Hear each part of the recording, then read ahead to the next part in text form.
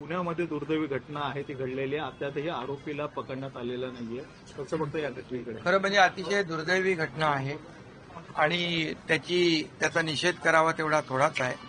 एक निंदनीय प्रकार या ठिकाणी आमच्या लाडक्या बहिणीच्या बरोबर घडलेला आहे आणि म्हणून मी स्वतः मुख्यमंत्री स्वतः त्याच्यामध्ये लक्ष घालून आहेत, अजितदादा लक्ष घालून आहेत. मी स्वतः पुणे पोलीस आयुक्तांशी बोललो आणि यावर कठोर कारवाई करण्याच्या सूचना सरकारच्या वतीने आम्ही दिलेल्या आहेत आणि आरोपी कुठल्याही परिस्थितीमध्ये तात्काळ त्याला अटक होईल, कारण त्याचे सगळे जे काही लागे बांधे आहेत ते सगळे पोलिसांच्या हाती आलेले आहेत.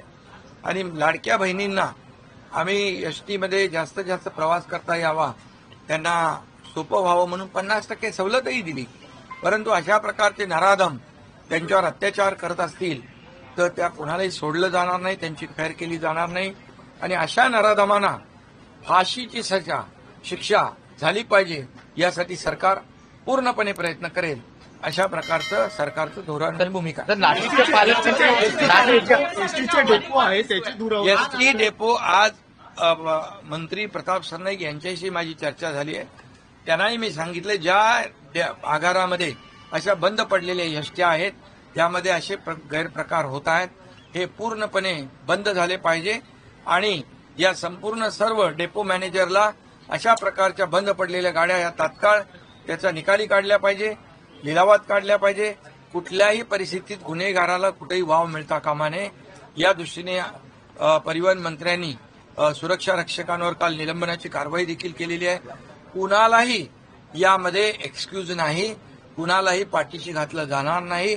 यामध्ये कठोर कारवाई या ठिकाणी एसटी परिवहनच्या वतीने आणि सरकारच्या माध्यमातून केली जाईल. कारण शेवटी आमच्या लाडक्या बहिणींची योजना जशी आम्ही केली तशाच लाडक्या बहिणी सुरक्षित राहिल्या पाहिजेत, हे देखील सरकारची भूमिका आहे. त्यामुळे अशा प्रकारच्या नराधमांना कुणीही सोडणार नाही, त्यांच्यावर कठोर कारवाई केली जाईल.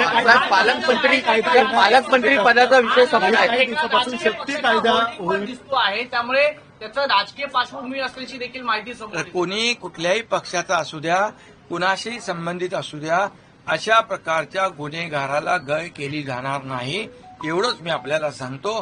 कुणाशी संबंध असू द्या, कुणाशी लागे बांधू असू द्या, हा गुन्हेगार आहे आणि लाडक्या बहिणींच्यावर अत्याचार करणाऱ्या गुन्हेगारांना सोडलं जाणार नाही.